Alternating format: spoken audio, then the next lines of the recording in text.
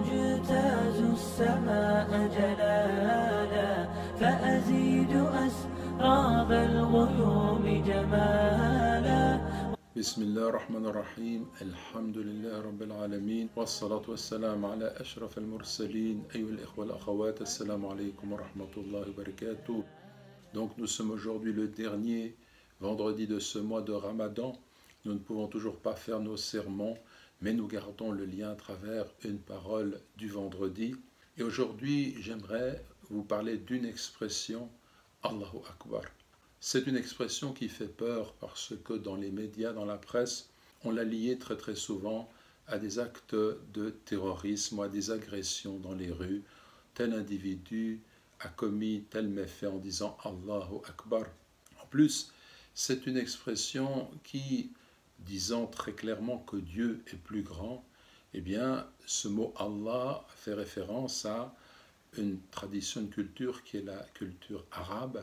On lit très souvent ce nom à la civilisation arabe et en ce sens-là, proclamer que Dieu est plus grand, c'est asseoir de façon péremptoire l'idée qu'il ne peut pas y avoir de dialogue possible. Une culture, une civilisation est plus grande et s'impose nécessairement, et donc il ne peut pas y avoir de dialogue, d'ailleurs pas de progression possible. C'est un dogme que l'on pose de façon absolue. À cela, on peut répondre que le dogmatisme, c'est une notion qui est finalement assez relative. Pour nous qui mettons en avant la civilisation des Lumières, nous pensons que ceux qui ne se sont pas élevés à notre degré de progrès, de compréhension des choses par la rationalité sont des arriérés. C'est oublier qu'il faudrait faire preuve de modestie en considérant que le dialogue repose sur le fait de ne pas se présenter comme étant le détenteur d'une vérité absolue qui s'impose aux autres sans écouter l'autre. Donc, faire preuve de modestie quant à ce que l'on possède et d'ouverture d'esprit par rapport à ce que l'autre peut nous proposer. En plus de cela, Allah, ce n'est pas le Dieu des Arabes, parce que dans la tradition sémitique, Al ou El sert à désigner le divin. Allah, Elohim, Eli, Eli, mon Dieu, tout ça ce sont des termes en arabe, en hébreu, en araméen, qui nous ramènent invariablement à la désignation de la divinité. Donc on la retrouve dans les cultures juives, chrétiennes, musulmanes pareillement, et c'est une notion, c'est un terme Allah qui est universel. D'ailleurs, l'Éternel, je sais que l'Éternel est grand, trouve-t-on dans les psaumes, dans la Bible, et c'est une même réalité qui est exprimée à travers nos traditions abrahamiques. Par ailleurs, l'expression Allahu Akbar, qu'on traduit à tort par Dieu est le plus grand. On devrait dire Allah est plus grand, Dieu est plus grand sans l'article, ce qui signifie qu'il n'y a pas de comparaison possible entre Dieu et le reste des existants, le reste de l'univers d'une quelconque façon. Cette parole, elle recouvre de multiples sagesses. L'une d'entre elles, c'est de considérer que Dieu seul est Dieu, qu'il est le plus grand et qu'il est plus grand que toute chose, dans le sens qu'il faut dénoncer toutes les formes d'idolâtrie. L'idole, c'est une imposture qui voudrait prendre la place de Dieu, que ce soit l'or, l'argent, les plaisirs, la notoriété, la puissance, le pouvoir, le sexe, tout ce qui fascine l'être humain et qui, en fait, ne peut pas donner un sens à notre vie qui soit à la dimension de notre vocation qui est d'adorer le Créateur unique. D'ailleurs, toutes les idoles ont en commun qu'elles sont passagères, qu'elles finiront. Allah, lui, est éternel. Toutes les idoles ont en commun qu'elles n'ont aucun pouvoir réel, sinon celui d'une illusion passagère qui finira avec le temps. Mais le pouvoir de Dieu, la puissance d'Allah est éternelle. Toutes les idoles, finalement, sont condamnées à la déchéance. On perdra sa fortune, ou bien on la lèguera à ses héritiers. Telle beauté finit par se faner, et la notoriété tombera dans notre notoriété, quelle qu'elle soit, va tomber finalement dans l'oubli. Mais la gloire de Dieu, elle, est éternelle.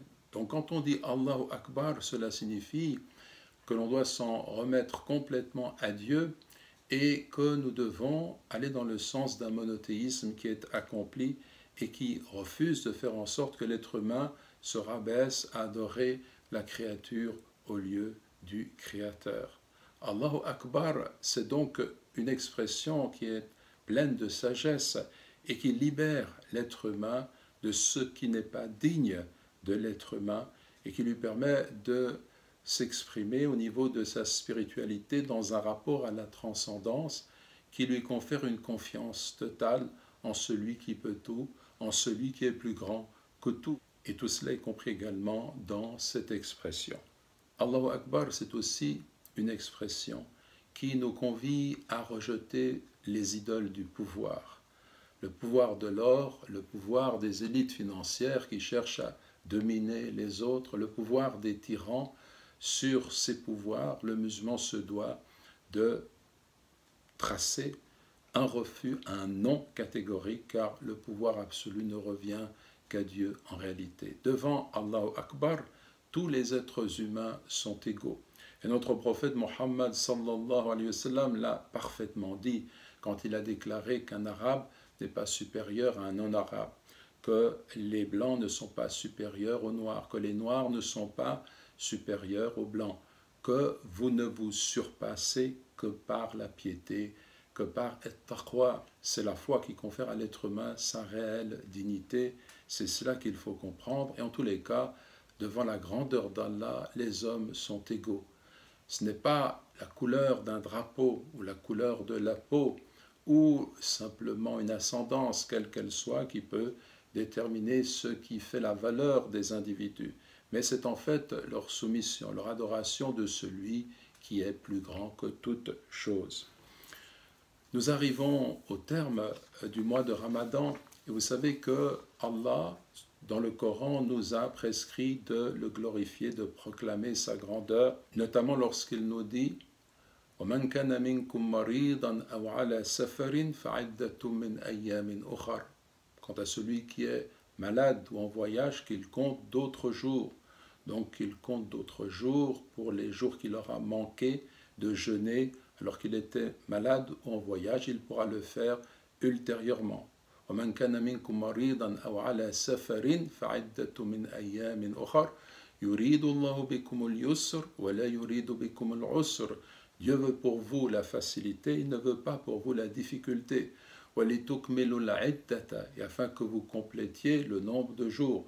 وَلِتُكَبِّرُوا اللَّهَ عَلَى مَا هَدَاكُمْ, et afin que vous proclamiez la grandeur de Dieu pour ce qu'il vous a guidé. وَلَعَلَّكُمْ تَشْكُرُونَ, et peut-être ainsi seriez-vous reconnaissants.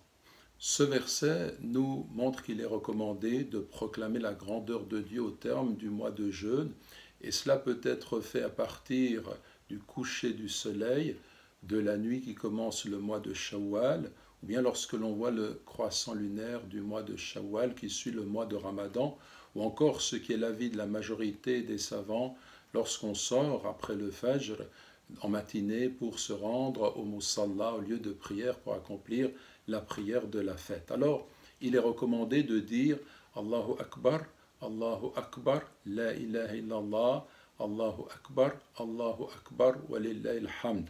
Dieu est plus grand, Dieu est plus grand, il n'y a de Dieu que Dieu, Dieu est plus grand, Dieu est plus grand, et à Dieu revient toute louange. On peut dire 3 fois Allahu Akbar avant le La ilaha illallah et 3 fois après, 3 fois avant et 2 fois après, ou bien encore 2 fois avant et 2 fois après, comme je l'ai dit, toutes ces formules sont pareillement valables. Et donc on prononce ainsi at-takbir à ces moments. Vous savez que pour les croyants, il sera difficile cette année d'accomplir la prière de la fête en communauté. Donc comme nous le ferons chez nous, on peut le faire en famille, on peut le faire seul. Et la façon de le faire, elle est tout à fait claire. On va prononcer 7 fois le takbir. On commence la prière, on dit Allahu Akbar. Et alors on dira 6 ou 7 fois, selon les écoles et les avis, le takbir, puis ensuite on lit la Fatiha, une sourate du Coran. Et à la deuxième rak'a, au deuxième cycle de prière, on se lève, on dit Allahu Akbar en se levant. Et quand on est debout, on dit 5 fois Allahu Akbar. Et puis ensuite, on va lire la Fatiha, une sourate du Coran, et puis on termine la prière comme celle que l'on fait habituellement. Cette prière est une sunna mu'akkada. Certains ont affirmé qu'elle était une obligation, mais l'avis de la majorité des savants est qu'il n'est pas obligatoire de l'accomplir. Voilà, mes frères et sœurs en islam, nous demandons à Allah d'accepter notre jeûne, d'accepter nos prières, d'accepter nos invocations pendant ce mois. Nous allons dire et répéter Allahu Akbar. Parmi nous, il en est qui disent cette parole du bout de la langue, même quand ils prient Allahu Akbar, mais ils n'ont pas conscience de la portée de cette expression. Nous devons apprendre à vivre avec Allahu Akbar, non pas comme une parole que l'on prononce simplement, mais comme une réalité que l'on vit, parce que celui qui vit avec cette expression, il est libéré de toute chaîne, il est libéré de toute emprise. C'est un homme qui est libre par le fait qu'il sait que tout pouvoir ne revient qu'à Dieu et à Dieu seul. Et donc il ne craint personne sinon Dieu. Il ne se prosterne devant personne sinon devant Dieu.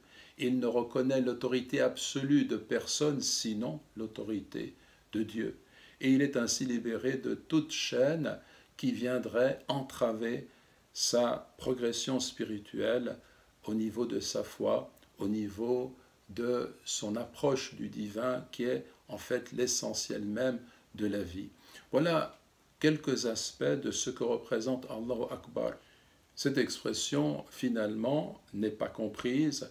Elle est présentée comme une expression du fanatisme religieux parce que l'on ne comprend pas quelle est la réalité de l'islam. On ne sait pas que derrière ces expressions, eh bien, il y a des trésors de sagesse, des trésors de spiritualité qui sont incommensurables autant qu'est la grandeur d'Allah subhanahu wa ta'ala. Et à ce titre, dans les sociétés modernes qui sont gangrénées par l'analphabétisme religieux qui gagne les esprits, dont on n'a plus aucune notion de la foi, eh bien, on finit par inverser la valeur des choses, l'ordre des choses, et on ne comprend plus ce qu'est la réalité du message de l'islam. À nous de le vivre de façon authentique, à nous de mettre au cœur de nos vies Allahu Akbar. On le répète constamment dans nos prières, on le répète quand on entend dans nos pays et ailleurs même el-adhan, l'appel à la prière. On le répète à l'occasion de cette fête. Comprenons ce que cela représente en réalité. Transformons nos vies par rapport à une saine compréhension de ce que signifie Allahu Akbar. Voilà, que Dieu accepte nos prières, que Dieu accepte notre jeûne, que Dieu accepte nos actions de bien, qu'il nous pardonne, qu'il fasse que nos pères, nos mères, nos proches, eh bien, accèdent au plus haut degré du paradis par sa miséricorde, qu'il nous réunisse auprès de sa majesté, de sa grandeur, dans le paradis, Inch'Allah. Wa Eid Mubarak, wa taqabbal Allah minna wa minkum, wa jazakum Allah khayran, wassalamu alaykum wa rahmatullahi wa barakatuh. أسمو وأجتاز السماء جلالا فأزيد أسراب الغيوم